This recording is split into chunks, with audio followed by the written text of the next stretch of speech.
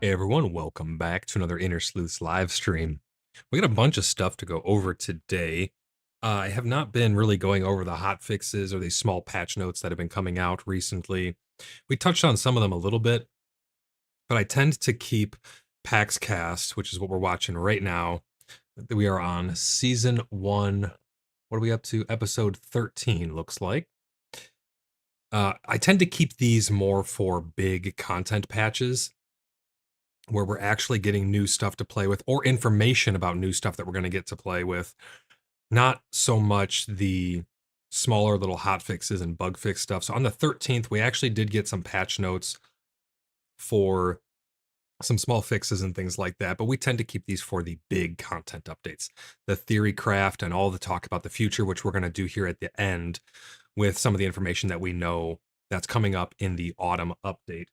If there's anything in particular that you guys want to talk about, I like to keep these streams as interactive as possible, but Mainframe did put out an article here that you can see talking about one day at a time, conquering PAX Day solo. So we're going to talk about all the different aspects of playing solo, anything that you guys that comes to mind for you guys. Make sure you don't be shy. Let me know in the chat. I love interacting with you guys. It's one of my favorite things to do. But before we get started, huge shout out to all of my channel members. You guys are the best. All the new subscribers, thank you so much for your subscription. It means a lot to me. We are trying to reach 1,000 subscribers where we will have a subathon, a 24-hour subathon where several hours will be put on the clock, and then that clock can be extended closer and closer towards 24 hours by things like interacting with Tangia, which is currently paused. You can see in the bottom left corner, and things such as gifting memberships. So that's going to be what that's our goal we're aiming towards. So if anybody is seeing these for the first time, these PaxCast or any of my other streams that we've done, and in my other content, and you like what you see, make sure you drop a subscription so you don't miss whenever I go live in the future. We stream just about every single day. We went really hard early on. Make sure you check out our 30 days of PAX Day playlist. It is 30 days of PAX Day straight. We didn't do pretty much anything else in there. It was 10-hour days, 18-hour days of streaming PAX Day. It was a lot of fun. So make sure you guys check that out. It is also can give you a good experience of the good idea of the first experiences you can expect in PAX Day. If you guys are thinking about getting into PAX Day for the first time, we would love to have you over on US East DanuRP. Our server is currently full, and that's something that we want to talk about as well. There's the upcoming wipe. I believe it's on the 21st. Let me scroll up here 1 second. Yes, August 21st. There's going to be an inactive plot cleaning. I want to be very clear about this. This is not a wipe of the existing plots or anything like that. It's only plots that meet a very specific set of criteria that is going to then cause your plot to be deleted. And I'm going to be honest with you, it's very, very specific. I think hardly any plots will get wiped from this. We are looking forward to a full wipe, and I'll tell you why a little later in the video or in the stream, because there's a lot of things that we've learned that we can then implement for the first time as we get into the world for the first time again with a fresh slate. There's a lot that we know now that will help us in the future, but I don't think we're going to be getting a full actual wipe until I think very earliest, and this is just my hypothesis based on data that I've been collecting, but we're not going to get a wipe for this first patch because this is going to be a economy patch. They're going to want to get all the data they can on the economy. And then if we were to get a wipe, I personally think that it would come before next patch. Whatever the next big patch would be, maybe potentially they would wipe. They've only said that for certain there will be a wipe that we know of will be right before we leave early access going into full release. That's the only one that we know of for sure. But I would not really be opposed to a world wipe at this point. There's a lot of things that people learned with the building system that would it'd be good to start fresh from a clean slate. I know that's a controversial thing to say, but we'll get more into that as we go through the single player experience. First, let's touch on, let me unpause Tangia here actually. If you guys would like to interact with Tangia, you can type !Tangia in chat. You will get a link over to our Tangia page where you can send all kinds of funny memes to chat. On these types of streams, I don't know how much you'd really be interacting with it, but it's there nevertheless. It's mainly for, if I die, you can put wasted up on screen or some funny stuff like that. but type !Tangy to get a link over to there. If you'd like to join our community, we have an awesome community called Cheeky Buggers United. Tons and tons of great people are joining on there every day, looking to have fun in PAX Day and beyond. We are not just about PAX Day. We are first and foremost a community. And the community aspect is finding cool people, hanging out with cool people, playing games with cool people, having a chill experience because we're playing video games on the internet, right? This should be fun first and foremost. So that's what we're all about over at Cheeky Buggers United. You can type !Discord to get a link over there to join our Discord server. If you would like to join us in-game on our server on US East anuRP, you can submit an application over on our website. To get a link to that website, type !Website in chat. You will get a link that will take you over to our page where you can submit your application. I know right now we're full, but we have a wipe coming up of the inactive plots where we're going to be coordinating getting many, many people who are trying to join our clan into our server, actually. So if you are one of those people, make sure you get your application in early. We have a vetting process.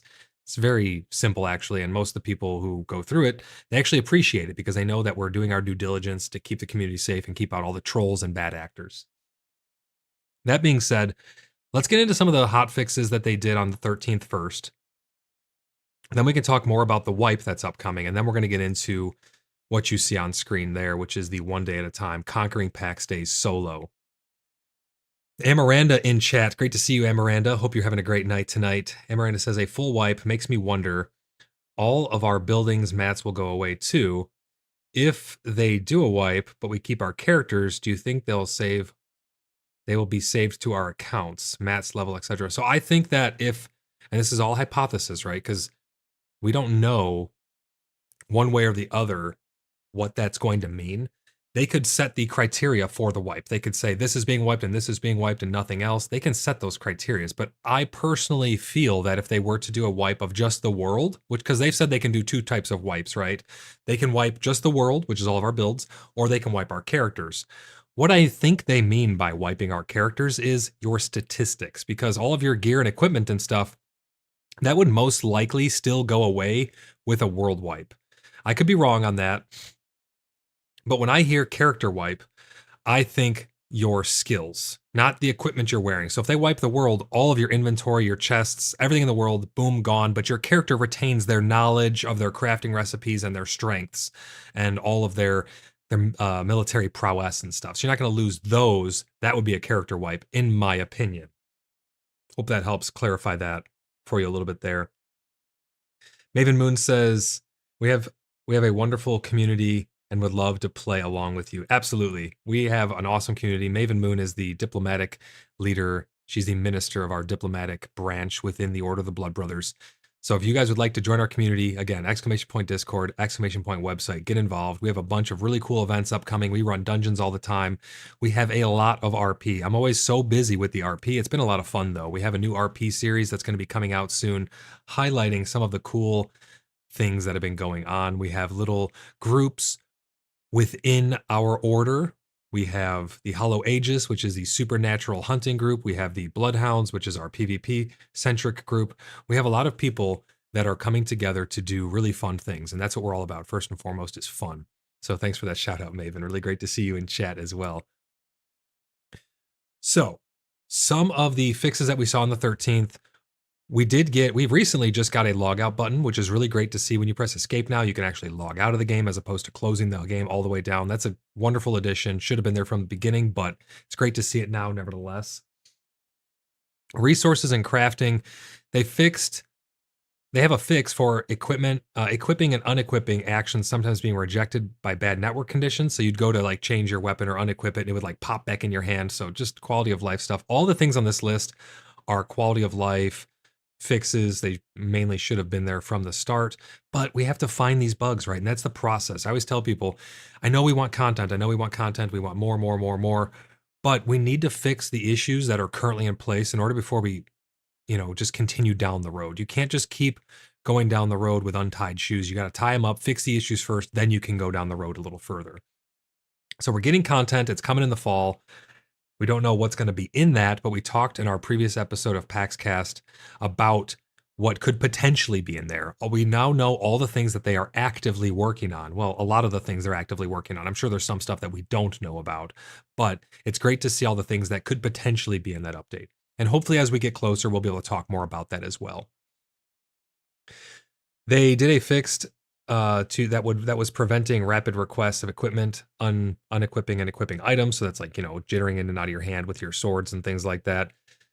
They fixed an issue where wieldable animation layers sometimes would not kick in when the player entered the world. So more animation fixes there. Some combat fixes. They fixed an issue with incorrect behavior causing whenever you would cast Mesmerize on a leashed enemy.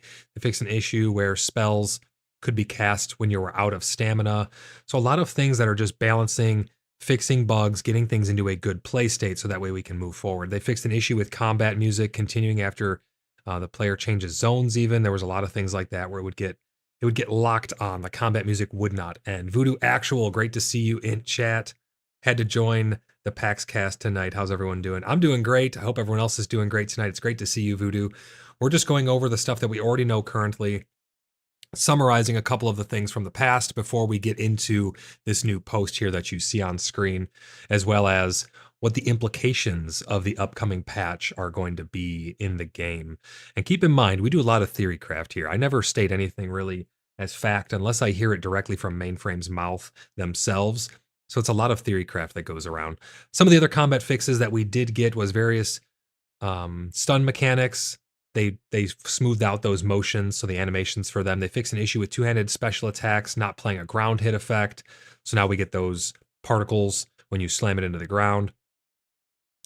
UI and UX improvements. They fixed an issue where players could accidentally press different buttons on the radial menu. Signs are no longer interactable, so you should be able to get into your chests a little bit easier.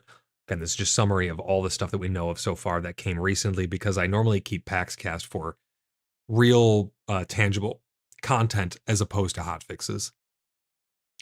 They removed an extra interaction dot on dead players, so that should make it easier to actually revive people or loot people. Fixed a new clan leaders getting duplicate clan messages, because it was kind of like duplicating there. It was said, oh, you're already in the clan. Now you're in the clan again. Here, get all these messages twice. So they fixed that. Just quality of life, little bug fix there. Removed the settings key binds from the lobby. Added a refresh button to the character list in the lobby to get access again after they were unavailable due to maintenance. So if any maintenance was causing those issues for you, that should fix that for you. Removed HUD elements that showed on the loading screen when entering the game. Added a cancel button to the split stack UI, which that's a pretty good quality of life, because if you decided you didn't want to actually split it midway through, or you clicked the wrong thing, you can just cancel it as opposed to needing to split it and then restack it. It just saves you time. A lot of these UI things for quick moving things around, I hope we get a sort button eventually. It just makes your life easier, and that's what we want to see coming in with these fixes. We also want to see things like that. They also added a button for logout. That's what we talked about a bit earlier there. World interaction, they fixed a bug in camp spawning behavior that would immediately repopulate certain spawn areas without respecting the respawn timer. So there were several exploits, let's say, that would allow people to cheese boss spawns to get them to respawn a lot. I don't highlight those on the channel because I don't condone exploits or cheating. I think that we should be reporting those issues using F8. Make sure you always report bugs with F8. It's going to get the game into a better state. And nothing we do right now, besides building community, learning how the game works, and helping people to learn about the game, really matters at the end of the day. You could get the best stuff, end up with the best weapons. It's going to be wiped before it goes live. So you should really focus on making new friends, enjoying the game for what it is right now, and building up great communities. And that's what we're all about over here at Cheeky Buggers United and the Order of the Blood Brothers. Fixed an issue where corpses could spawn at origin 000, making them unrecoverable. So hopefully that fixes a lot of, not really stress, but anger points and frustration for players, because I know losing your stuff is a pain in the ass. So I hate when people lose their things like that. That's why, like in PvP combat, if we kill people, we don't steal their stuff. Your stuff will always be there. Maybe we take something out of your inventory as a, gotcha if we had like a good fight or something, like a resource. But I don't really agree with just stealing people's gear, especially from small clans. Losing your gear can be terrible. So if you're in a small clan or a solo player and you lose your whole set of armor, it can really be detrimental to you. Fix an issue where corpses could spawn in the air, making them unrecoverable. Fix an issue where bears could become unresponsive after entering water, and fix an issue where map movement audio would continue playing when the mouse was still, and then some other graphical things. FSR is not back in the game yet. I hope it comes back soon. I guess it was crashing some people's games, but it doubled my frames and it didn't crash my game. So it would have been nice if they left it for people like me who could utilize it and, get better performance out of the game. But nevertheless, hopefully we get that back soon. The last thing I want to talk about before we get on to the news here of this post about solo players, on the 19th, they're going to be selecting the plots that meet the criteria below. And then on the 21st, they're going to be going ahead with the wipe of the inactive plots.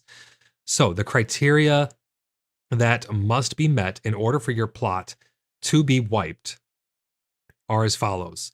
The plot owner has been inactive for a while with a minimum activity, both in playtime and interactions, such as pieces and like placing pieces down and crafting events on the plot. Because it's first and foremost a plot thing, but apparently it's going to include players as well, characters as well. The clan is small in size, or the plot is essentially inactive with no pieces or crafting events at all in recent times, and the clan size is small. So we don't know what that means by the clan size is small. That could be, 5 people? Is that 100 people? Is that, I don't know. They don't say, so I'm not really sure there. The criteria below are cumulative, meaning that all of these conditions must be met before the plot will be deleted. And I say this, I know a lot of us already know about this. So if you've already heard this, just ignore this part, but I'm going over this for people who are looking to get into the game as well as people who maybe are still wanting to stay somewhat active, but they haven't been able to play as much as they wanted to recently. So the first set of conditions are the character that owns the plot has not been active in the past 28 days. The character that owns the plot has played less than 120 minutes in total. The number of crafting events on the plot is less than 50 overall, and the number of crafting events in the month is less than 20, and the number of crafting events in the past 2 weeks is less than 2. So basically, they must meet all of these qualifications. The total number of pieces placed on the plot is less than 40, and the total number of pieces placed in the past month is less than 20. And the total number of pieces added in the past 2 weeks is less than 2. So all of these points must be met from each of these categories. It's basically like no plots are going to get deleted besides people who have deleted their account or played for 5 minutes and decided, like, I'm not playing this game. That's the only plots that are really, truly going to be wiped, in my opinion. I think that eventually they need to cast a little bit wider of a net or find some other solution which will allow us to get more people on our server, have more robust server systems, create a more robust sharding system. We need to be able to get more players into our clan because we have so many people who are waiting, and I feel bad that they're not able to get in and hang out with us and have fun. So it's honestly a barrier for our community. Voodoo Actual says, so basically people that got in the game initially and haven't played in a month. Yeah, that's essentially what it comes down to. It's kind of frustrating because there are some plots that I've not seen anybody in a very long time. But again, you don't want people who do plan on coming back and testing new stuff after the update to not have their plot there when they want to come back. So it's a very touchy topic, But there's a lot of people that we have waiting who are trying to get in. So, it'd be nice if they could find some other solution. The second set of conditions for these plots being cleared, because again, there's more than that even, and all of these must be met. The total number of pieces on the plot is 0, and the number of pieces added in the past month is 0. So it's like the plot can literally have nothing on it. It's just, what are these, just placeholder plots or something that get wiped? It's very, very odd. So that basically concludes what's going to be happening on the 21st. That brings us over now to this main article here, One Day at a Time, Conquering PAX Day Solo. Voodoo Actual says, have you thought about reaching out and having satellite guilds, maybe make another Blood Brothers community in a different town on the same server? See, the thing is, we have outposts in other zones. We do. But people who are joining up, they want to hang out with the main group of people. They want to hang out. We all want to hang out together. So it's not fair that we have to go through those types of hurdles. I think that they should be implementing systems to accommodate. It's an MMO, right? We should be able to have as many people as we really want in our home region. And you can. It just comes down to the plot limitations. So I don't know. There's some unique solution in there. I don't know what the unique solution is, but I hope that they can find one because it's an MMO first and foremost. People find the channel and they want to hang out with us. They want to hang out with all the people that they hear on stream or that they see on stream and the ones that they hear on the guest episodes of PaxCast. You know, when we do the oath ceremonies and stuff, people want to interact with those people. They get invested in our lore and our background and stuff. They don't want to be shoved in some dark corner of some other place and be a second thought. I want everyone to be able to feel included. That's what we're all about here at the Order of the Blood Brothers, is making sure that everybody feels included in all of our dungeon runs. I'll never turn anyone away from dungeon run. If we have too many people, we'll start a second dungeon run. I want to make sure everybody is doing and getting and having fun in every way that they want to within the game because it's an MMO. If you go in World of Warcraft, I don't have to turn people away from certain things. We can have Group A, Group B, Group C running dungeons and stuff, and everybody is involved. But when people have to build their houses miles and miles away with no mounts, no fast travel, and all these systems that need to be put in place, which we know are coming, it's a hindrance to them to join. So that's all I mean by that. But they go on to talk about solo play here, which is an interesting concept. It's going to be kind of interesting for us to talk about because we're a big clan. We're a huge clan. And we play mostly all together. I mean, we do stuff solo, yeah, but we come together as a group. So this is going to be interesting to see the dynamic of these solo players. And I'll have some tips and tricks for them as well on how they can interact with us. Because again, we don't force people to assimilate. The only people who come to join the Order of the Blood Brothers are ones who are coming willingly and with no reservation, and they're making the conscious decision to join our order because they align with our goals and our mission in the world. That's not to say that we don't interact with people. We have so many random people coming through Bloodhaven, which is our main city in southern Tremen on US East Danu RP, province of Caries, all the time. And we interact with them and we have a blast. So you don't need to be in a clan. And I've been saying this from the beginning. You can play this game solo. It will have hurdles, though. It definitely will have hurdles. So they start off saying in this article describing our vision for the game, we said that PAX Day is not a single player game and that we designed it to encourage group play. And that's what I've always said as well. It's designed for group play. It's not exclusive to group play. You can play World of Warcraft alone. You can't run a raid by yourself. You can't run a dungeon by yourself in World of Warcraft, but you can play World of Warcraft by yourself if you really want to. They're adding delves now in the future for World of Warcraft, so you will be able to do those things. But PAX Day is a very unique game. A lot of very unique circumstances that you'll find yourself in when playing this game. And Miranda says, on the way back from the Hearthstone up the hill, there's a plot with wood poles, and that's it. I hope that one goes away. It's ugly. That's the thing, though. It has pieces on it. It's not going to go away. The circumstances in which the criteria which they're wiping plots with is kind of ridiculous at this point. It's like, I would almost rather them just wipe all the plots and let the people who actually want to play replace their plots. If you cannot be bothered to log into the game on a wipe and replace your plots and rebuild your stuff and engage with the game, you don't need to have plots during early access then. You can wait till the game full releases. That may sound a bit harsh, but facts are facts, right? We need to be able to put down our plots and test things for the game. We can't have the plots all taken up by people who aren't even willing to test the game and report stuff. So that's my stance on it. But those plots won't go away. They have pieces on them. It says it has to have 0 pieces. That's literally one of the criterias. It's been there a long time and I've never seen anyone there. Yeah, I know. I agree 100%. I'm right there with you, but it has pieces on it. Maven says dungeon runs can be reserved for clan members and formal allies.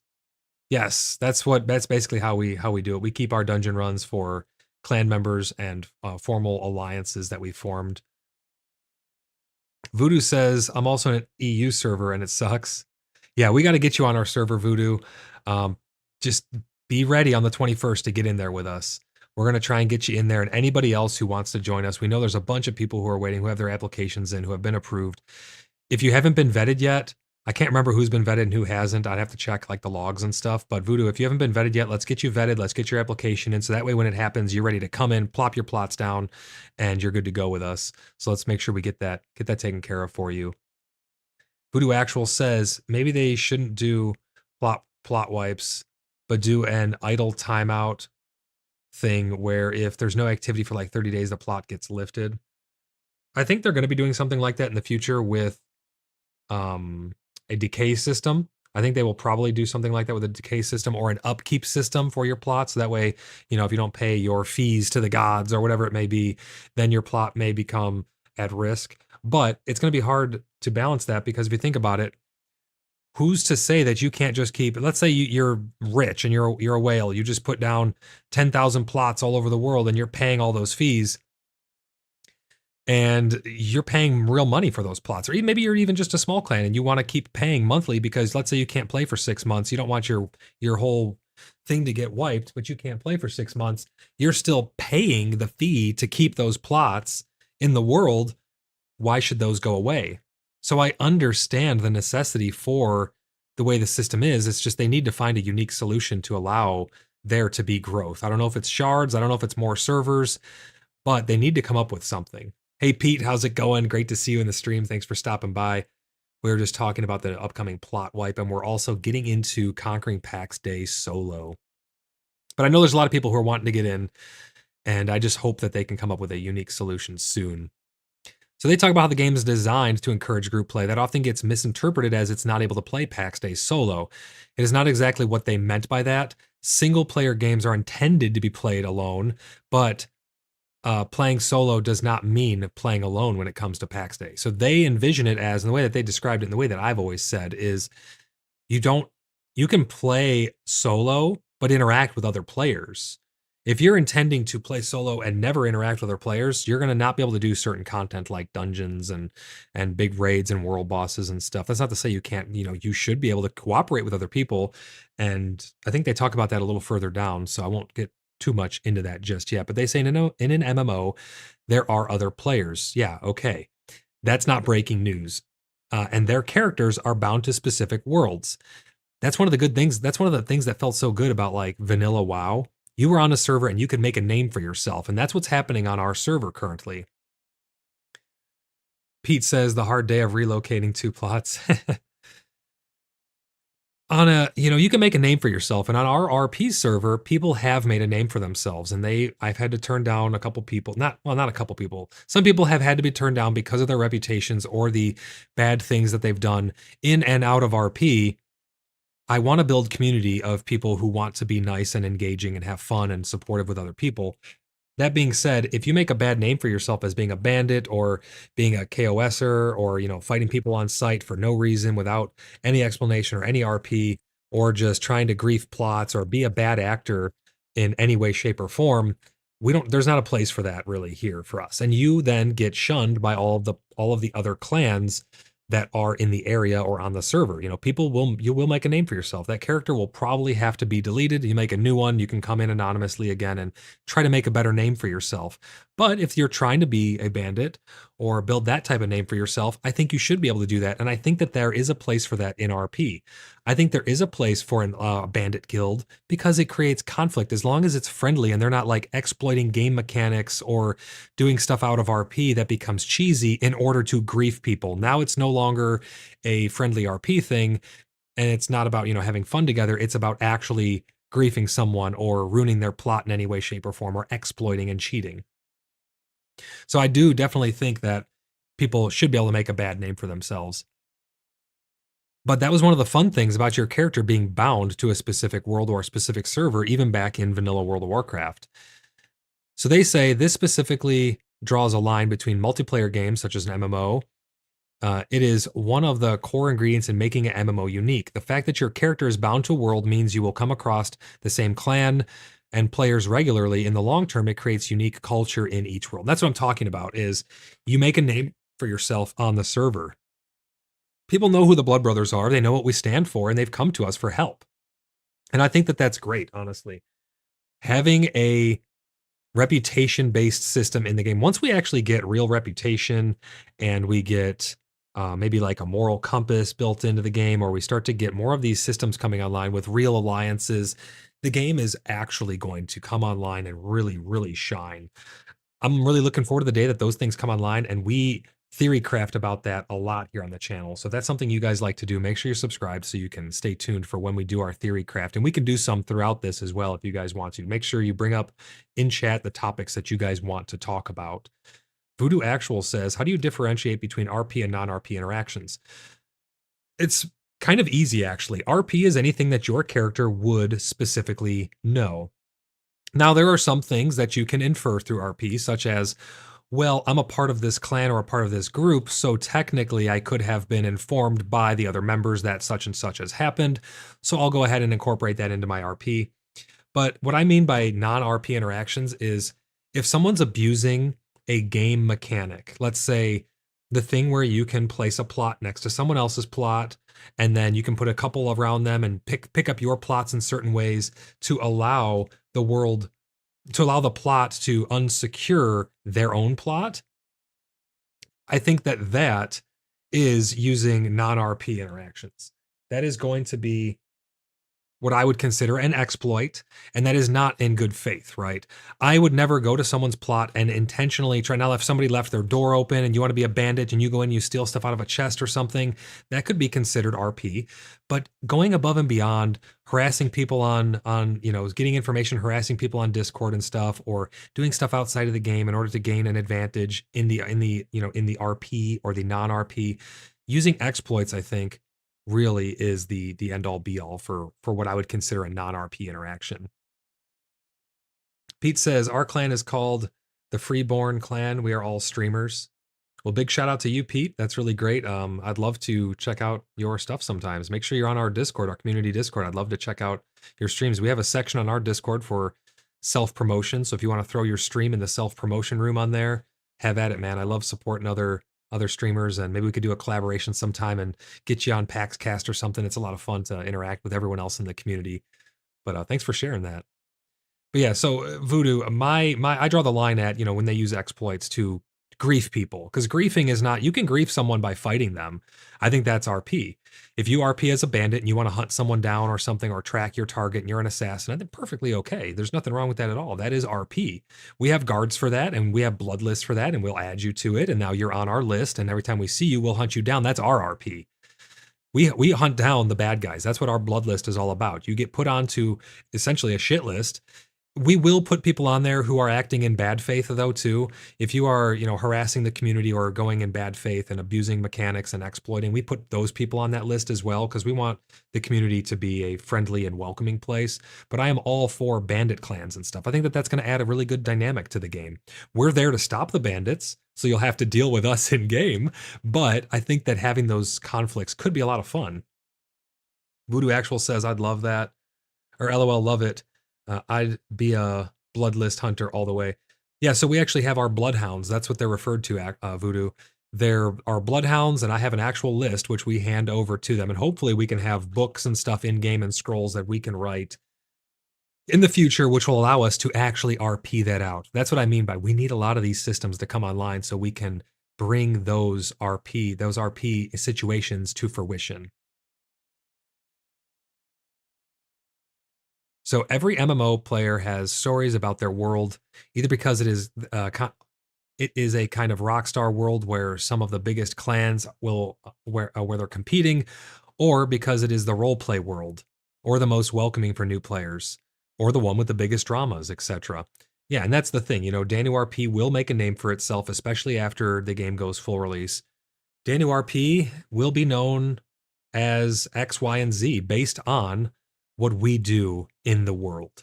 And I fully intend to stay in Danu RP, whether we relocate to somewhere else beside Tremont. I really like Tremont, but we need to find a place that has a big open space for us to really build our city. I want to build a Baldur's Gate style city for Bloodhaven. So I'm really looking forward to a wipe so we can potentially relocate. I'm not too sure much more about that going forward. We'll have to figure out what we want to do there, but the servers will make a name for themselves, clans will make a name for themselves, and individual players will absolutely make a name for themselves. Look at Raz. One small example, Raz can solo so many things. He is a powerhouse of information, and he will take out POIs single-handedly by himself. He can go in there, and he knows exactly how to do the pulls and stuff. He's very meticulous on all that. And he can just go in and farm things that he wants, and he'll take people through, show them how to do it and stuff. He's been really invaluable to the clan when it comes to information gathering. People will make a name for themselves. And that is why at the Order of the Blood Brothers and over at Cheeky Buggers United, our entire community, we have titles that we can grant to people for those types of things. We have our Blood Mason, who's great at building. We have the Fog Whisperers. We have the Bloodhounds. We have the Hollow Aegis. We have titles that people can earn outside of their ranks, which are like nicknames for them. Pete says, I've never met anyone who doesn't go out of their way to help. That's great, honestly. That brings joy to my heart because that's what we're all about here is making sure that people are having fun when they're engaging in this early access period of PAX Day. PAX Day has a long way to go. We have a very, very long road ahead of us. We need to make sure that we're all sticking together, having fun, building bonds and friendships that are going to last years and years, if not lifetimes to come, because that's what it's all about. MMOs have always been about making friends in the world and being there with people. If it wasn't about that, there's single player games for you to just go out and, play Skyrim or something. But I'm most excited about the friends that we're making along the way. Voodoo Actual says, Bloodhound, got it. I'm going to see if I can unlock my Discord and apply tonight. Absolutely. Yeah, let me know when you get in. You don't need to have a Discord really to apply. You kind of do. If you know the name of it, you can put it in the application. But you can go to our website to actually submit your application, and then you get vetted as afterwards. So I'll look over your application, and then we make a little voice meeting. Imperial Orc says, yo, yo, yo. How's it going, Imperial Orc? Great to see you. Thanks for stopping by. Great to see you again. Hope you're having a great night so far. We're just going over some information that we got from PAX Day regarding solo play and beyond. Voodoo Actual says, I can tell that Blood Brothers community is awesome, especially watching the streams. The Gwen stuff warms my heart. There's a lot of the Gwen stuff that you have not seen yet, Voodoo. There's a lot of it that was recorded but not streamed because of the circumstances of that RP. I was on just doing some small stuff, some logistics, and then boom, it just happens and I have to press record. I couldn't go live. So I have 3 several hour clips that we're trying to get these turned into videos. So we're going to have curated videos coming out that are focused on RP. So make sure you watch out for that. We're going to have a series for it. Yep, there you go. There's a link over to the website where you can submit your application to join the Order of the Blood Brothers. But yeah, so, I know I'm talking on these points a lot. I like to unpack things as we come across them as opposed to just reading the whole article. But people will be making a name for themselves. Our server will be known for something. And I want it to be known for friendship and fun and conflict within the RP bounds, It's going to be fun to have that conflict that is through RP and know that it's a mutual respect thing, right? We're not going out of our way to be jerks or try and murder everybody. Like even in the PvP zone now, if we fight somebody, if we're like mining something, we're going to have rules of engagement. Let's put it that way. Rules of engagement. If we are mining or if we are actively in the process of mining a resource, that is considered our space. If somebody encroaches on that or shows hostility, we can defend ourselves and we will defend ourselves. We do not have to wait to be attacked. I do not see that as being a hostile or mean thing.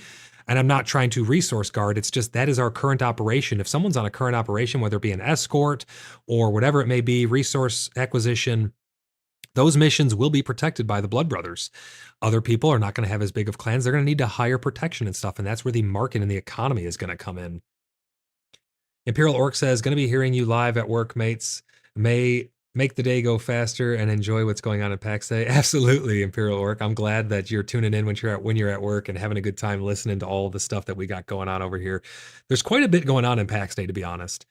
The devs have been really great. I've really been very thankful on their level of transparency. I know some people were frustrated that they didn't get as much of the information they wanted for certain topics, but there's probably only so much that they can even tell us without stepping on their own. They don't want to shoot themselves in the foot by revealing too much and then having to backtrack. Sometimes Star Citizen does that. They'll reveal too much and then they have to backtrack and they shoot themselves in the foot because now people are saying, well, you said this and it was a for sure thing. And I think they're trying to avoid that. So I can respect that from the devs. Oh, Pete says he's doing the same thing. He did the up arrows too, Imperial Orc. Yeah, I'm glad that you guys are really enjoying the streams and stuff. And that's what these are all about. If you guys have any topics you want to talk about, I love engaging with chat. It's one of my favorite things to do. As a content creator, I love reading your guys' chats, interacting with you, telling people about the game, answering your questions, engaging in theory craft, some of my absolute favorite stuff to do. And I love building up our community as well. Well, let's see, where did we leave off here? Because of the building system and the size of the maps, the persistence of the player's imprint in PAX Day are particularly strong. And here, we don't even talk about what will happen once the economy is unleashed and the feudal system kicks in. And the solo players are part of this persistence.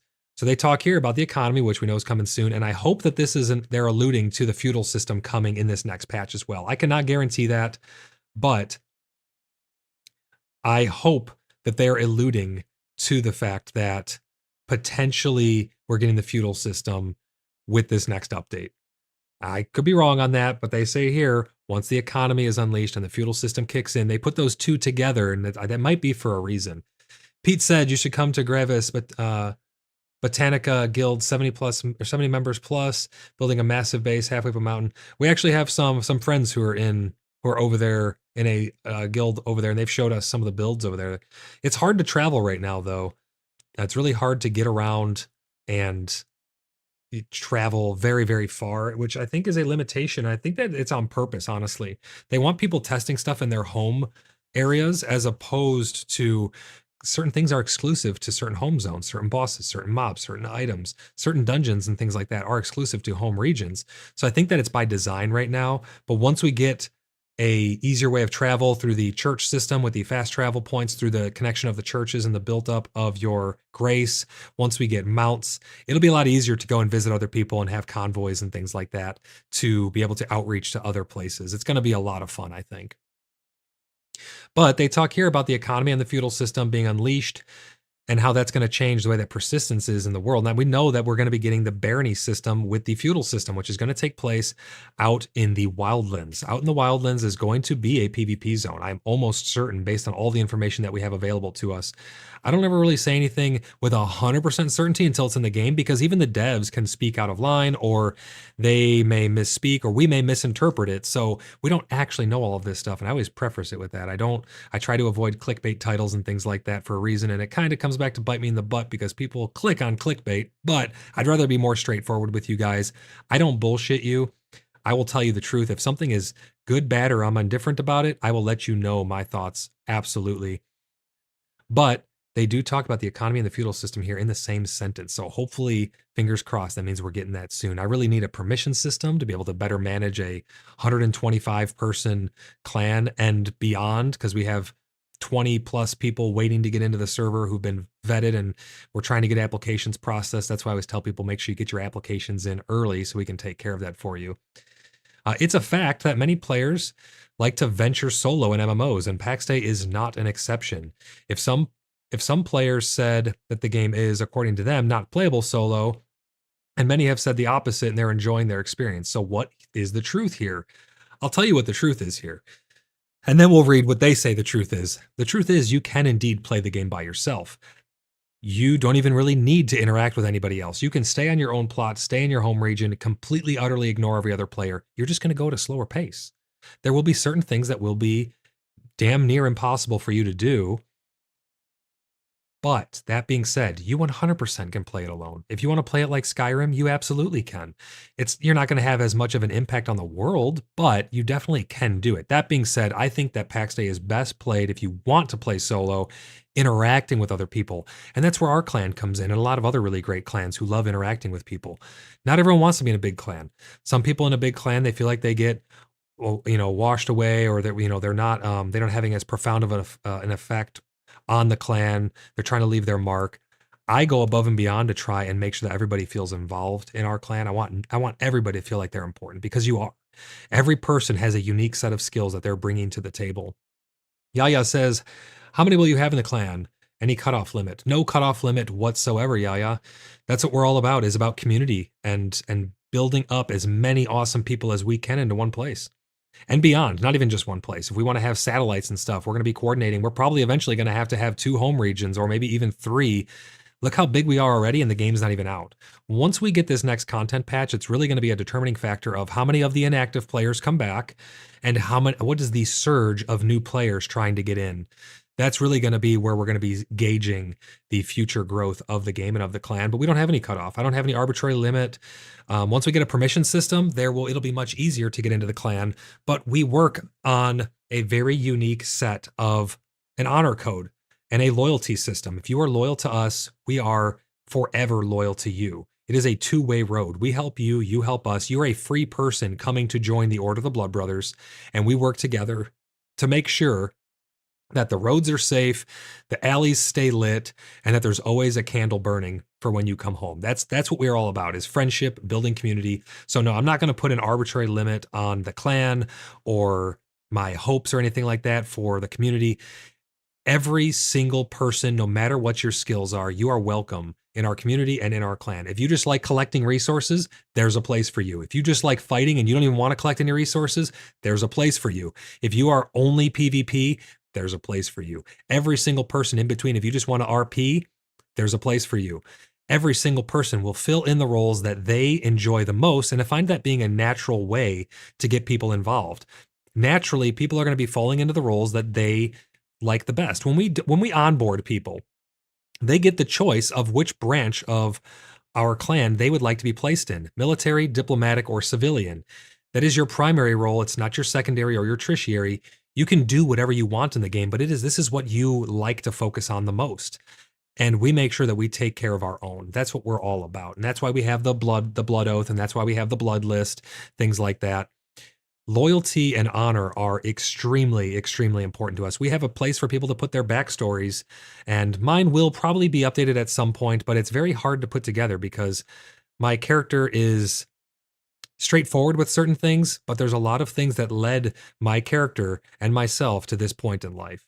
There's a lot that they went through and a lot that needs to be told in order to have the story be told properly. We like making songs with Suno, and we put those over on our Discord and user song section. We have an Our Journey section for screenshots. We love to stay engaged with the community.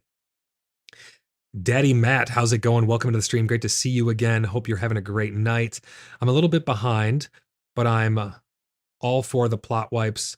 The rich guy taking up space but not really playing is just taking up space that others could enjoy. I agree, but again, in the future, after the game is full release, what will happen when it comes to...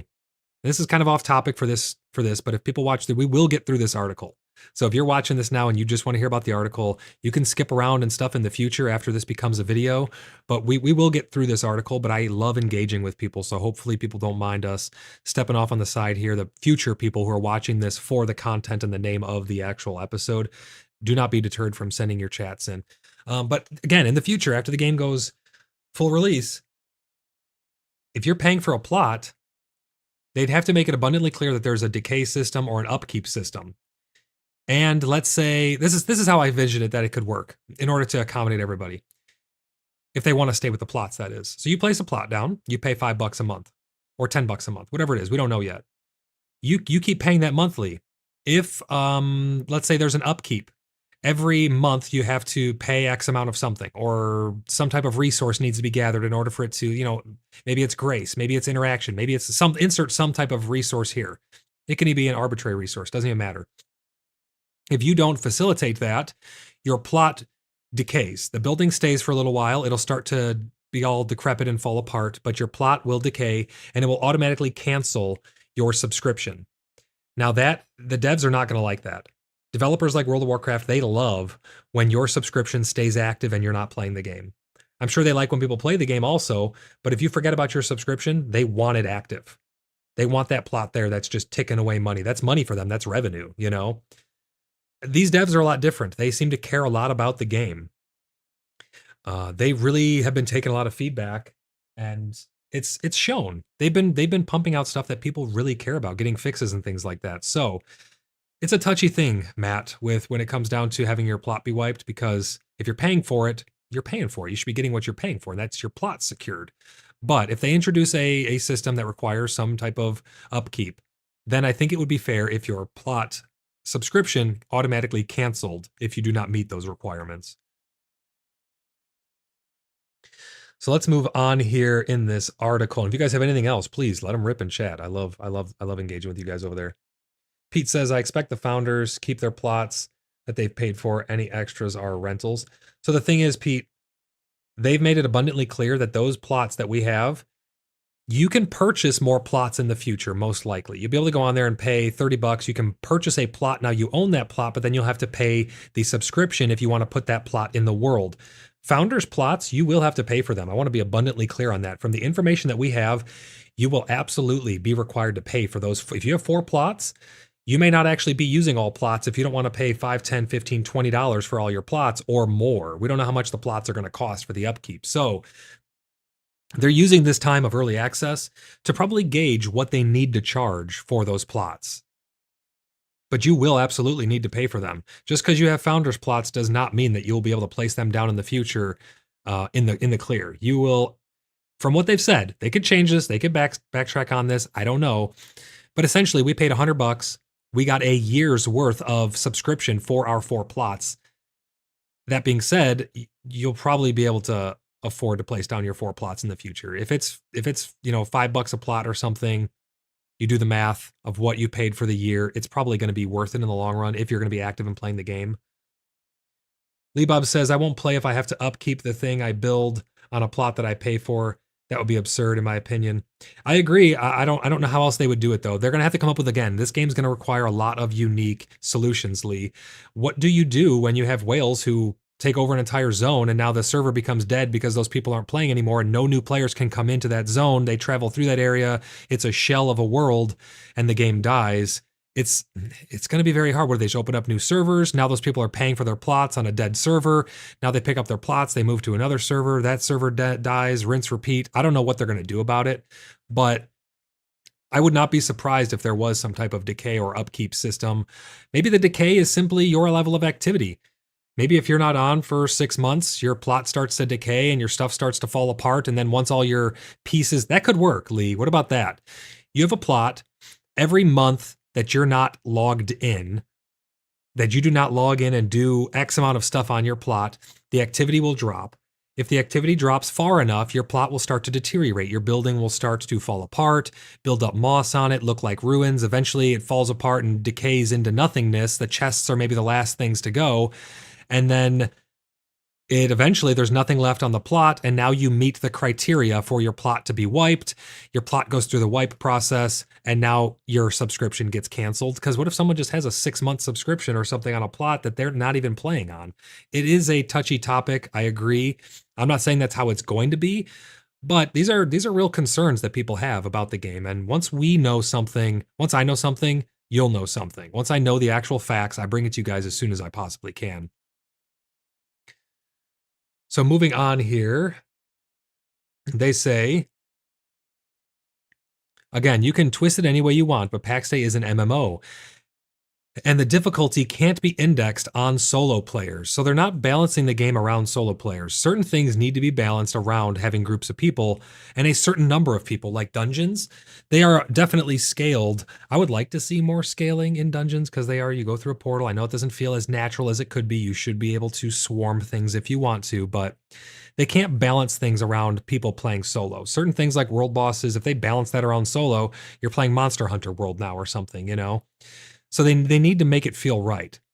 Because of that, it will never be possible to enjoy every single aspect of the game playing entirely solo. However, they say, there is a lot that you can do. On top of the general difficulty, the game does not hold your hand, which can make it overwhelming for some. Finally, PAX Day revolves around crafting and building, which means a lot of grinding, and that is definitely true. Even in a large clan like ours, we're going out on flax, steel, dozens of people coming back with dozens and dozens and hundreds thousands and upon tens of thousands of flax and steel goes through the clan in order to get people to where they want to be with gear wise. And that's why I'm hoping that different gear will have more of a profound effect in the future. I think that leather, you should be able to move more nimbly, maybe when daggers come in or stealth play or something like that. Not everyone should want to be just in plate armor. I understand that a lot of people are going to want to go with the heaviest armor, but right now there's very little downside to not being in plate, but they're balancing it not around solo play. And it's going to be difficult for a solo player to experience every single, if not impossible for them to experience every single part of the game. They do say, all in all, it can look like it's an impossible mountain to climb, but if you enjoy the slow pace, walking through the landscape, discovering things by yourself, it can be an amazing experience. And that's absolutely true. That's what I've told people from day one is the game is what you make of it. It should be like for Star Citizen. I refer to games that I play a lot of, that I know a lot about and stuff. So I pull from my experiences, but I can't wait for the day in Star Citizen where I can just hop on my ship, load it up with resources, and go be a spaceman and live in space. It's going to be so much fun. Do a little side mission here, do a little side mission there, help some people, stumble upon some RP, whatever it may be. I cannot wait for the day that that's a big possibility without having all the bugs and stuff that get in the way and the wipes. Same thing in PAX Day. Being able to just live in the world and enjoy it is going to be so much fun for a lot of people, including solo players. Because I know, Lee, you like to play solo for the most part, and I think you've been having a great time. Have you not? Let people know what your experience has been like in chat. Sound off. But playing the game alone, like they said, if you want to be literally alone, like Lee's come with us and done some stuff, interacted with us and traded with us and things like that, you could still consider that solo play. Once we get the markets and stuff, I think solo players that are willing to engage with people on a certain level are going to have a lot more fun because they'll be able to go and trade and acquire things that they may not themselves be able to get. Voodoo Actual says, got my application in on the website. All right, sounds good, man. I will check that after the stream here, and I'll reply to it once it's marked pending. And for anyone else who has an application marked pending, there's quite a few of you. Make sure you get in touch with an admin or myself on the Discord in order to continue the process. It's a very simple process after that. We just have to get you vetted. We chat with you, get to know you, tell you what we're all about, make sure you understand about the blood list and the blood oath and all that, and what certain things are expected of you in terms of loyalty, because we give loyalty and we expect loyalty. That's kind of how we work. It's a two-way road there. But I think that you definitely can play PAX Day solo. And I've said that from the beginning. It's just, what do you expect? You may have to curb your expectations on what you expect to get out of the game. They said, to end this very long introduction, we want to thank all the players who shared their experience on Discord, Reddit, YouTube, and others. We put a lot of stuff over on, well, obviously we have a lot of stuff on Discord and YouTube, but we've been putting several things over on Twitter as well, or X, whatever you want to call it. I don't normally use social media, but I use it to promote the Inner Sleuths and our clan and our community and all that. So we've been putting pictures on there that have been us going out and doing events and things like that. So now they say, let's get on to the specifics. So here is chapter 1. Let me get this lined up right there. Oh, perfect.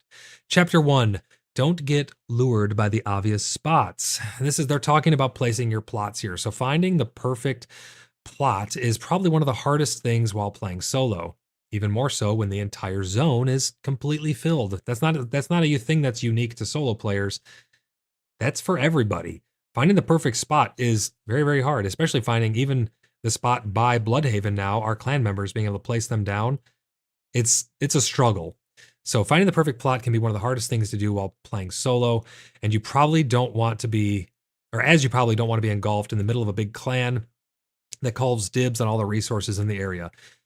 If you know of a clan or players who are trying to call dibs on resources that are within the Heartlands, let us know, because we are all about free trade, free travel, free harvest. Now, the Wildlands, those are going to be a different story. People are going to have outposts out there where they are going to be having claim to certain areas around them. I do think that property is very important. I think that you have in RP alone, you shouldn't really just walk into someone's house. Their doors can't lock, so you have to respect them and ask if you can come in and things like that. Pete says, I stopped playing Star Citizen because of the wipes. Yeah, I mean, they've gotten a lot better with the wipes and stuff because they have not done a wipe in a very long time on Star Citizen, but I know exactly what you mean. I'm right there with you. I think that that's going to be a really great game, though, to be honest. But when it comes to the plots, they're saying that you don't want to be in the middle of a big clan. Maybe you do, though. Being around a big clan, as long as they're not claiming all the resources and being jerks to you, like come and live by Bloodhaven.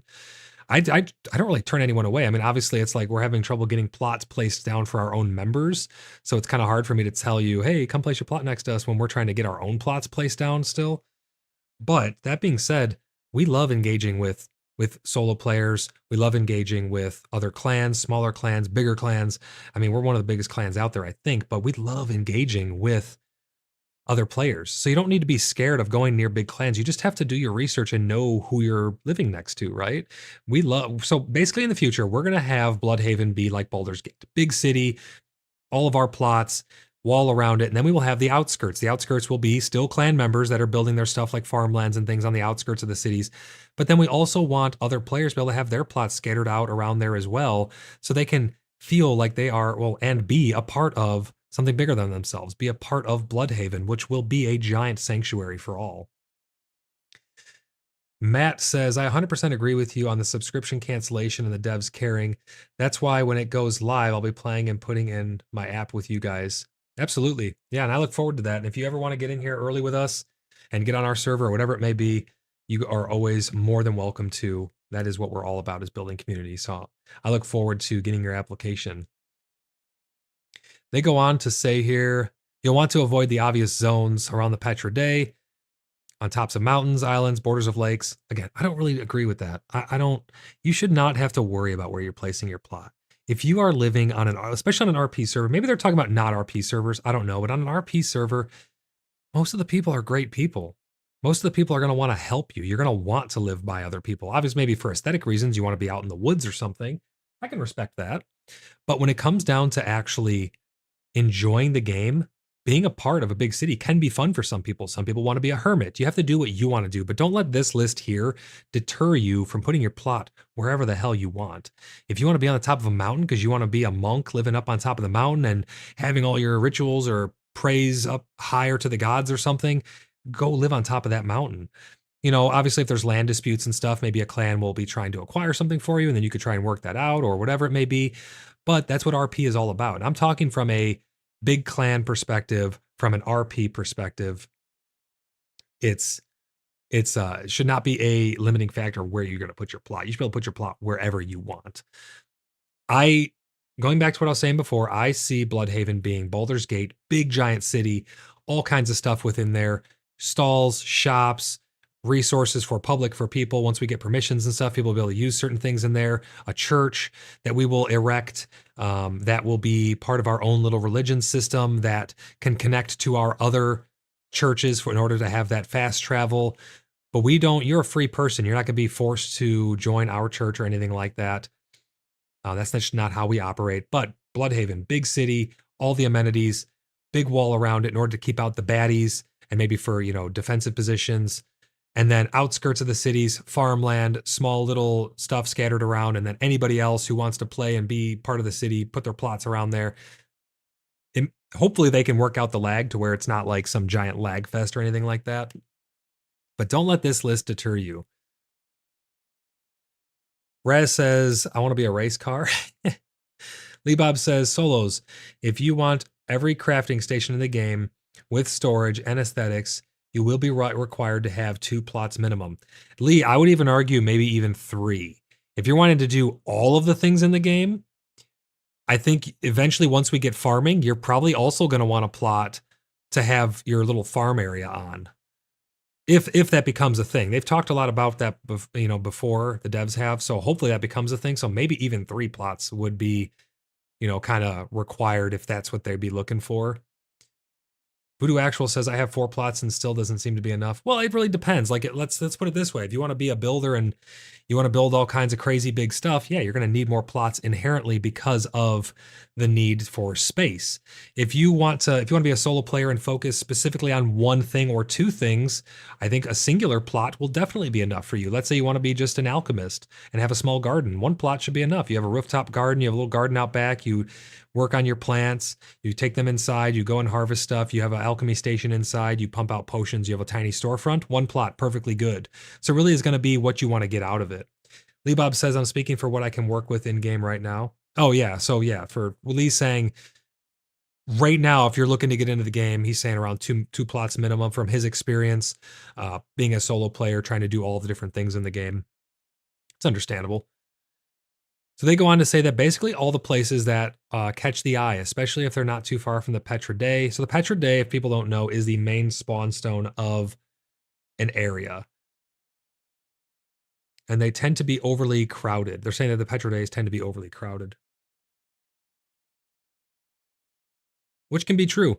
I know a lot of clans and a lot of people are putting stuff around the Petra Day because they know that new players who maybe aren't privy on these streams or other communities that have stuff going on, they're just dropping into the world because they just literally bought the game and wanted to drop in.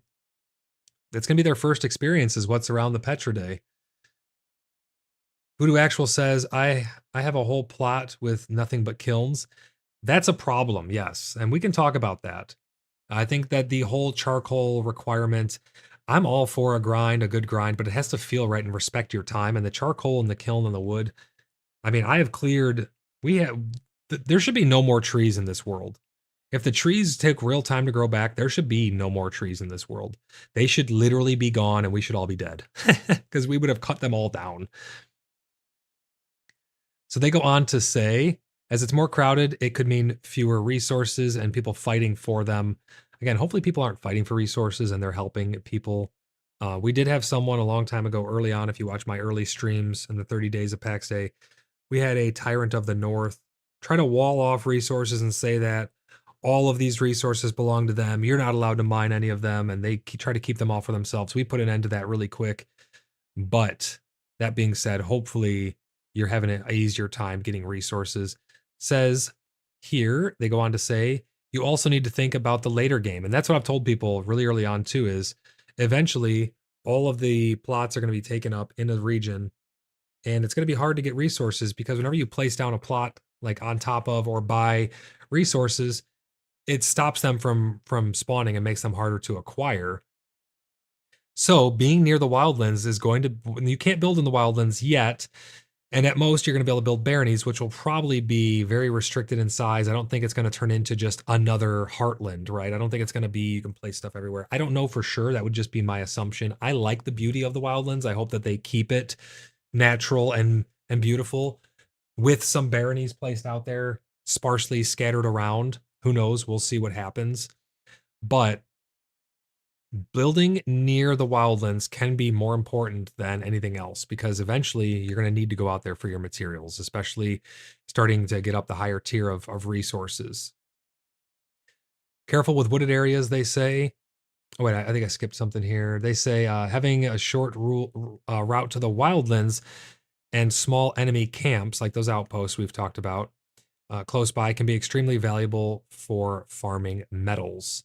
Careful with the wooded areas. First, because currently you can't remove trees entirely. So this is interesting. They talk about how there's a bug right now, and I thought it was a debugging thing someone had mentioned at one point, but it seems to be a bug that they hopefully know the solution for now. But the trees actually grow back through your foundations, so building in the forest will eventually be a lot more enjoyable.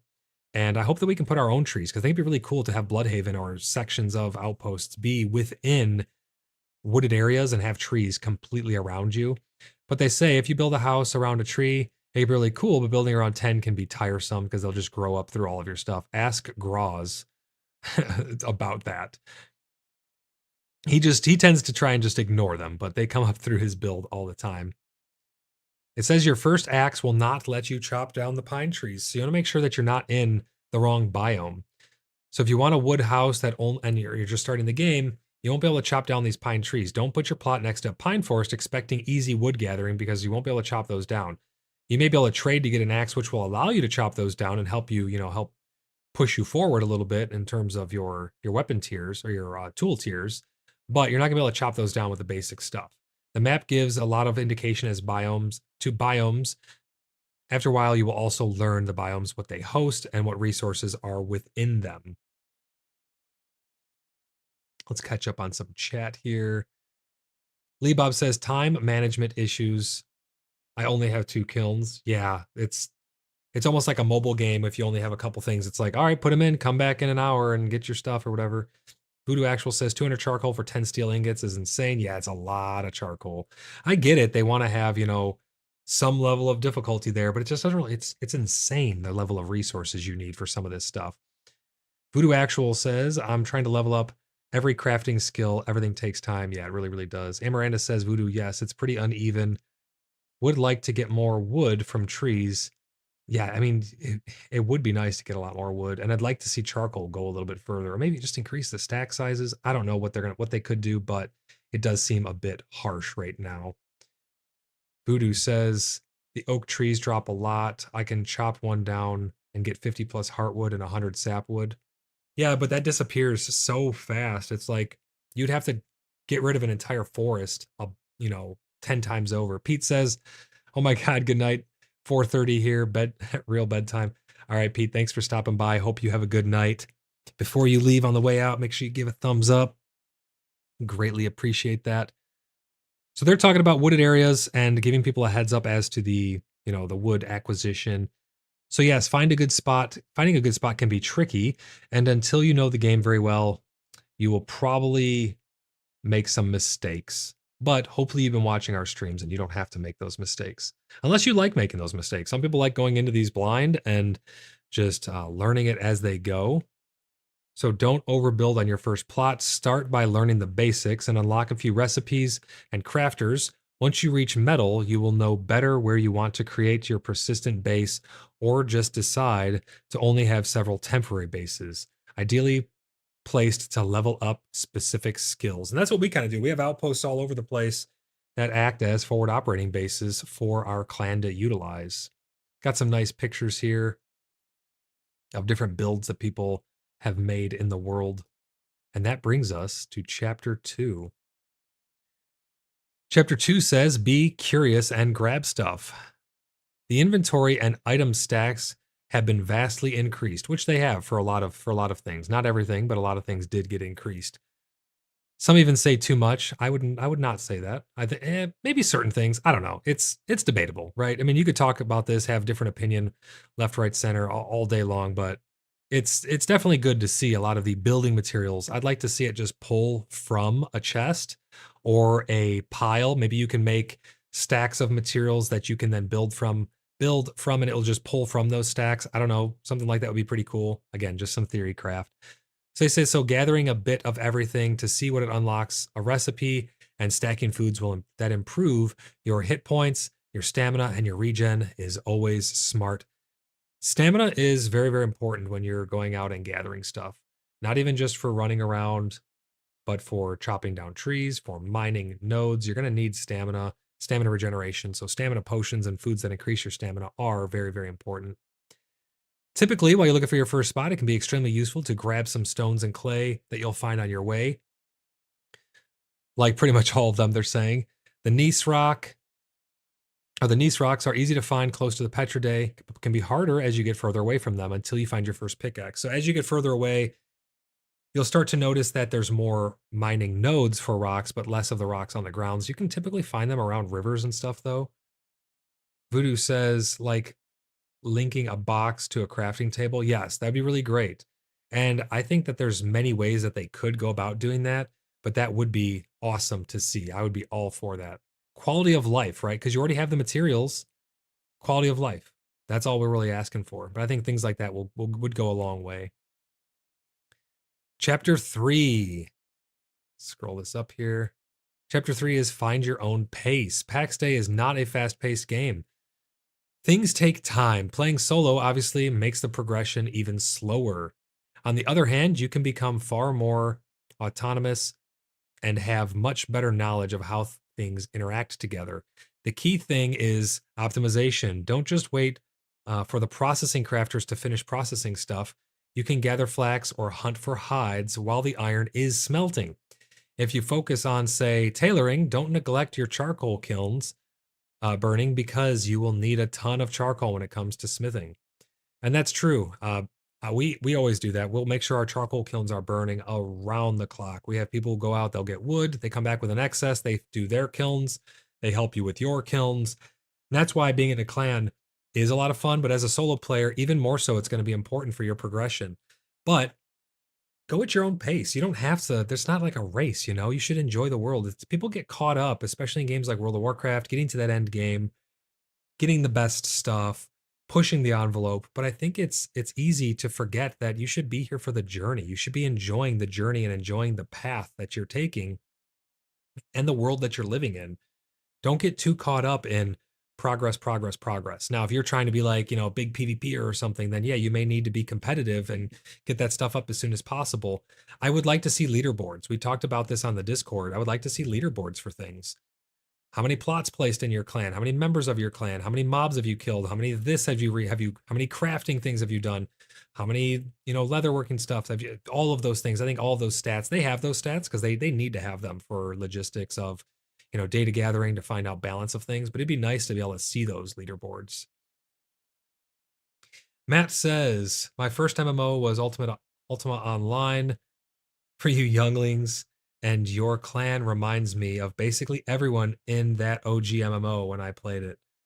Hey, I'll take that as a compliment, because in my opinion, gaming has degraded over the years. It has gotten to the point where it's like microtransaction this, microtransaction that, DLC this. It's gotten degraded to the point where it is always so fast paced and twitchy and stuff. I enjoy PAX Day because of the more slow paced nature of it. Voodoo Actual says I was pushing hard for Steel because I go and PvE solo made it not so much fun. I'd rather enjoy the social aspect of the game. And that's Voodoo. That's exactly why being a part of our clan can be essential for players. We can help you be a better solo player. We obviously work together as a clan, but that doesn't mean you have to do everything that we do together. You can be part of our clan, be out in the woods, and come and partake and deposit your strengths and weaknesses into the clan guild bank or to other players and help them out while also receiving help on the fronts that you need help with in order to better get you to the place that you want to be in so that you can enjoy the game better. And that's why I think clans are very, very important. Creative Gamer, great to see you. Thanks for stopping by. Just joining in. Are these what are to be included in the next patch? No, so this is basically, we can talk about that stuff at the end of what's going to be upcoming, but these are the implications of being a solo player in the game and our thoughts on it and why I think a clan is important for a lot of people who want to be a part of one. This is an article that they just put out, and we're just going through it page by page here, chapter by chapter, touching all the different points and giving our 2 cents. But I'm always up for engaging with people on what is what is in their minds on what they want to be talking about. So if you have any ideas or anything like that, or any topics you'd like to talk about, please let them rip. I'm more than happy to engage with everybody on all of that. One of my favorite things to do. That being said, we will be doing more theory crafting videos and more streams of theory crafting coming up here soon, talking about what we're going to be getting, what we know we're getting, what we think could be coming in the next couple patches. So stay tuned for those as well. But right now we're just talking about the article they put out about solo players. So they go on to say here, go at your own pace. We touched on a lot of that. Chapter 4 talks about you can take some enemy camps solo. And they talked about this before. They want to be adding more solo points of interest, soloable points of interest. The really small, maybe patrols even. I think patrols would go a long way to allow solo players to jump patrols and get some resources from them that way. So they say, of course, as a solo player, don't expect to go on a dungeon into the dungeons alone. But as soon as you have a mix of mail and leather, you can start to take on Inquisition camps. You will have to be very careful with your pulls and be ready to run if things get hectic. Raz and a lot of our other players, Raz was really the founder of this, but a lot of our other players are proof of that. You can definitely take out these camps once you get the proper gear. You can go and take out some of these Inquisition camps, which will then allow you to get a lot of magic stuff. How's it going? Welcome in. Just for fun says, I'm a solo player and I'm totally enjoying the game. One thing would be nice for someone like me is maybe an auction house. I don't see a lot of players on a daily basis. I must be on the wrong server or map. Well, if you ever want to engage with us just for fun and you want to have a lot of fun with us, pun intended, head over to US East ANURP in the future if there's ever a wipe of the servers and stuff and you want to engage with bigger clans and have things like that to interact with. Definitely come over and check out US East ANURP. But to touch on the notes there, we do know that we're getting not really an auction system. That would be very cool. But we have a system on our Discord that is known as the bounty board, where you can put up requests or offers or quests and things like that, and then people can reply to them. So it's kind of like an auction house, but with the first update, we are going to be getting the marketplace and currencies, which will allow you, it's going to be an asymmetrical or an asymmetry. I feel like that's not the right word. An asynchronous, that's the word. It's going to be an asynchronous transaction system where you can put up a storefront. You can put things up for sale for X amount of money, and then people can come at a later date, purchase said item. They will get the item, withdraw it, and then the money will go into a holding bank, presumably on the table, that you can then come and collect from your shop. So it's kind of like an auction house system. So we do know that that is coming, just for fun, just so you know that. We do know about the marketplaces. So they go on to say here, As for gathering and crafting, there is a lot to learn. Get familiar with how enemies attack. Learn to pull with a bow. Use a shield to block and bash. Don't be afraid to craft a lot of wooden arrows. They don't do a lot of damage, but they're very cheap and enough to pull and will help you level up your bow skill. So yeah, we found that sometimes pulling with a bow is either a good thing or a bad thing. There's a lot of implications. If you look at our dungeon runs, you'll get a better idea what you can expect when it comes to tactics. But that's not coming from a solo player's perspective. That's coming from a big clan going into a dungeon. When you're doing these solo POIs, you need to be ready for anything. You need to have your health potions ready to go. You need to have your armor in good working order, your shield or your weapon, whatever it may be, and have your foods. One of the most important things is not really even just your armor and your resistances. It's actually your food that you have in your belly. You need to know what resistances you need. If you need slash resistance foods to help you with animals, if you need fire resistance because you know there's a lot of fire enemies where you are, or poison for the dungeons that we go into. Resistances from the foods are honestly one of the most important things. Potions can help, but they're more of a spot treatment rather than a all-encompassing solution. Because they go on cooldown. You can't just chug potions back to back. You can't really cheese that system there. They also go on to say that your blocking skill can be critical, has a huge impact on mitigating damage. Check the different enemy camps, caves, ruins. Some are easier than others. Normally it's indicated by the size of them on the map. Some are easier than others, and they often offer different rewards. So you can find out where these enemies spawn. You can hunt down the ones that you want that will drop the things that you're looking for. There's a lot of different resources outside of the game. But I think if you're trying to go slower and enjoy the game and just take things as they come and explore, and you don't want things spoiled, don't use the database. Just go out and find these things on your own, or RP. Come to towns and talk to people who may have that information. I promote the database and we collect a lot of information because we like to help report on that and help balance the game, and we want to help with the game's development. But if you're a solo player and you just want to focus on the immersion of it, don't ruin it for yourself. Come and RP with us, come to Bloodhaven and inquire about that stuff and trade for it if need be. Voodoo says, when I solo the towers, I use my bow to snag them, but occasionally 5 or 6 will redden, and then I burn rubber out of there. 5 or 6 will respawn or will pull. Is that what you mean? 5 or 6 of them will pull. Matt says that was definitely a compliment. Oh, thanks. Yeah, I definitely take it as a compliment, 100%. Older games, they really had, they knew what they were doing. They had passion, and I feel like that's why this game resonates a lot with me, is because these devs really seem to have a lot of passion. It's not just about, making money for them. From what I can tell, I could be wrong. Oh, aggro. Gotcha. A lot of them will aggro. Yeah. That's the problem with the bow. A lot of them are leashed together. So if you hit one with a bow, they'll leash because they see that they take damage. Sometimes range pulling can actually be a better tactic, but you just got to mess around with it and see what works best for you. So they go on to say that, they talked about shields. I think that shields need a lot more durability. Blocking with stuff absolutely destroys its durability. I need to bring like 5 shields to a dungeon because they will all get deleted. And it's just insane to see the durability go down so fast. So hopefully that gets tweaked in the future. Maybe we get repair kits for the field or something like that.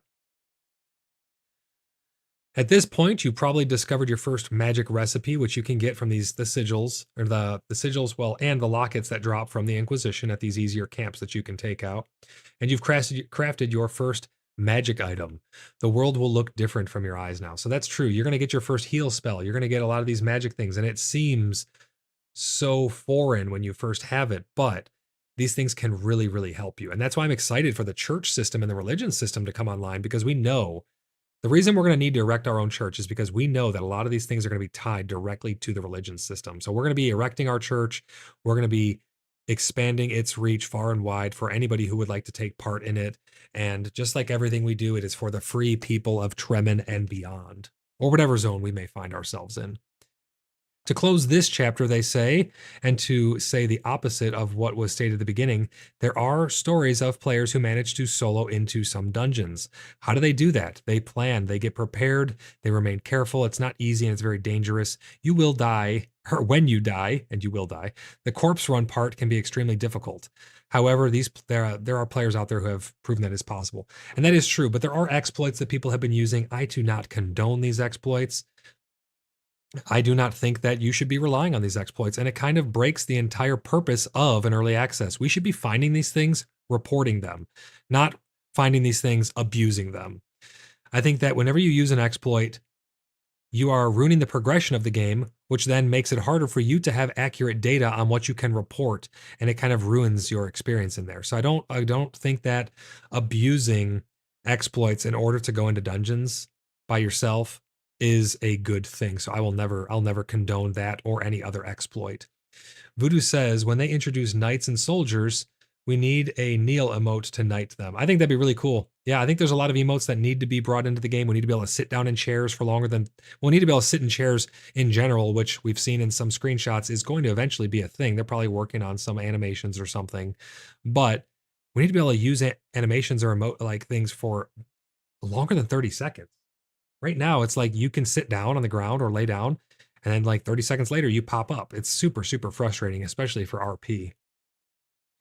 But yes, do not abuse exploits in game. Don't be that person. Have a genuine experience. Report on your genuine experience and have information that you can then use. I'm not saying don't look for the exploits. Definitely look for the exploits, then report them adamantly, and don't abuse them, because it ruins the progression of the game and you're not going to have good data to report back to them with. That brings us to chapter 5. Don't be shy, interact with others. Writing an article about solo play and advising to people to not solo play can be surprising. But then again, playing solo does not mean playing alone. And that's what I said from the beginning. Interact with people around you, even if you want to be a solo player. You can be a part of a clan and still be a solo player, air quotes.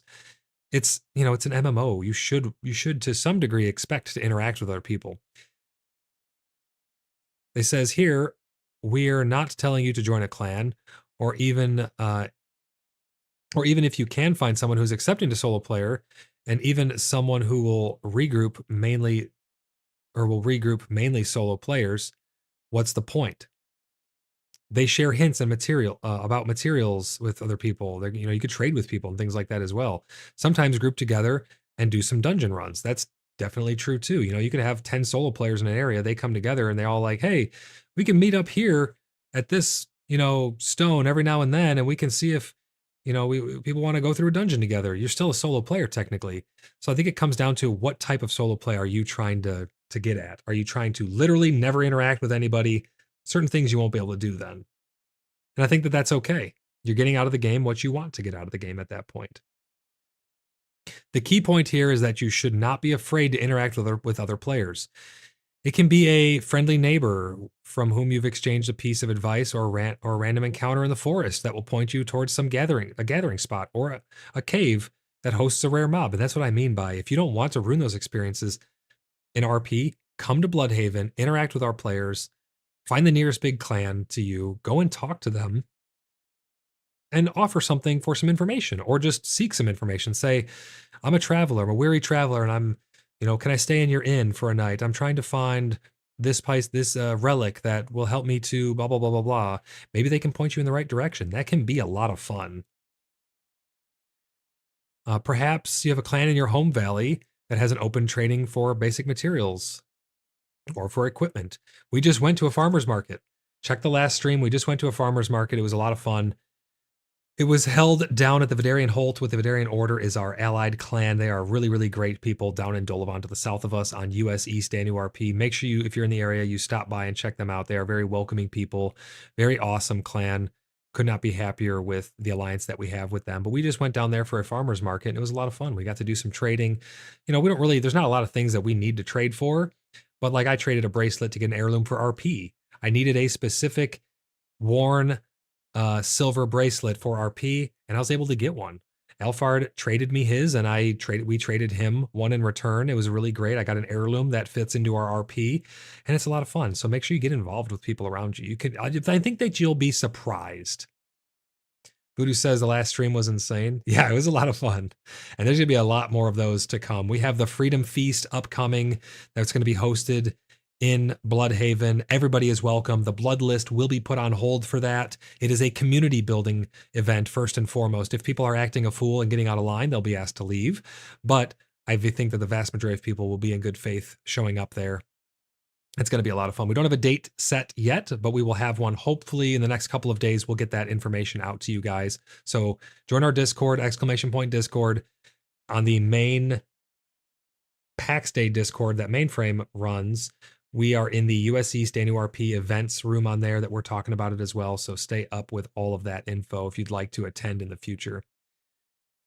But that is basically, and they talk right here about Discord and how, you get the founders role on there. So join their Discord. They have these community shards and stuff for each different server. So you can join up on all of those. And that concludes this article here pretty much. That is everything that they have to say about solo play. What do you guys think about this article? Is there any last final thoughts that you guys want to pack in about this solo play here? We are going on 2 hours in this stream. Normally I try to keep these around an hour, hour and a half, but hey, some of them are going to go longer, and I'm okay with that. But let me know if there's anything else that you guys want to talk about in particular. A lot of this can have implications for people going forward in the world. I want to talk about all the upcoming things that we know are coming in the future patches of the game. I want to talk about all of the important things that matter to you guys. So bring up some topics.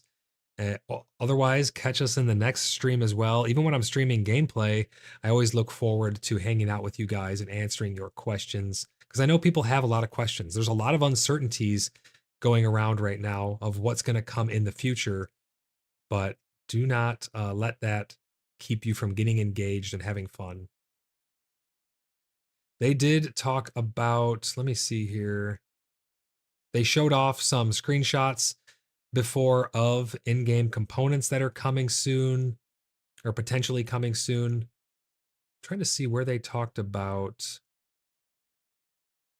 that's where they wanted PvP, feedback on items. That's talking about the wiping of plots.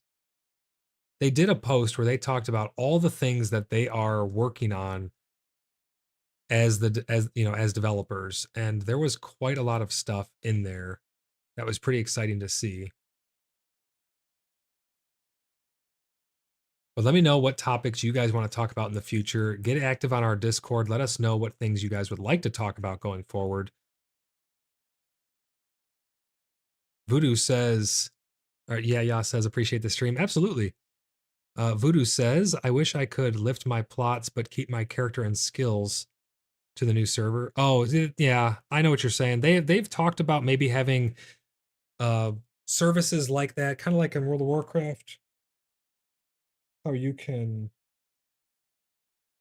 on World of Warcraft, how you can do like, realm swaps and stuff. They've talked about potentially allowing for things like that in the future. And I think that those will be very important. You get rid of your plots and stuff, carry an inventory's worth of stuff over to a new server, and then be good to go. But it's not really that big of a deal. I mean, especially if you're going to another server for a specific reason, like having a clan there or a community, it's going to be pretty easy for you to build that stuff back up by just interacting with the people around you, the help of the community and stuff like that.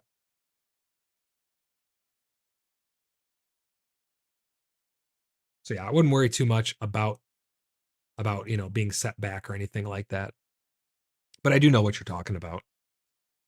But I think that's just about going to do it for this stream. This was almost 2-hour PaxCast. A lot of information in there. Nothing probably new for a lot of you, but I think that a lot of us appreciate just chatting about the things in the game. Colton says, play Fortnite. Funny story, I played Fortnite a long time ago. When Fortnite wasn't even the game that people know and love today. I played Fortnite back when it was the Save the World. I was an original founder of Fortnite. But I'm not too much for the twitchy first-person shooter games anymore. PAX Day is more my style. Slow down a little bit of World of Warcraft here and there, but PAX Day is definitely right up my alley. I love doing the whole role play thing. It's funny, when I started out doing this, role playing was never at the, the front of my wish list of things that I wanted to do, but I've really embraced it, and it has proven to have been a lot of fun. So I guess back to your statement of play Fortnite, I would say play PAX Day. It's a lot of fun. But if anyone has any specific questions in the future streams, I'm always open to answering those questions, helping you to make an educated decision on whether the game is for you. I don't bullshit people. I tell you it as it is, and I let you make an educated decision on if the game is for you or not. But we are always recruiting. !Discord to get a link over to our Discord, ! Website to submit an application to join the Order of the Blood Brothers.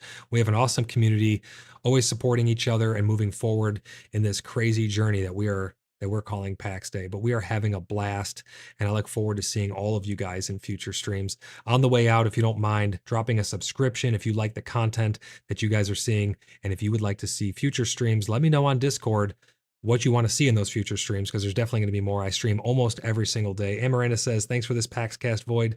See you in the game tomorrow. Yeah, sounds good, Amaranda. Thanks for stopping by. I really appreciate it. Give it a thumbs up on the way out. It really helps YouTube to know that people are enjoying the streams, they're enjoying the content we're putting out, and it will help to grow the community of awesome people that we have so far. But that's going to do it for this episode. Hawk says, good morning. Hawk, you're just tuning in at the end here. It's great to see you, though, Hawk. I hope you're having a great day so far. I believe you said you're out in Germany, so I hope everything is well out in Germany. But that's going to do it for this stream, guys. We will see you in the next one. Bye for now.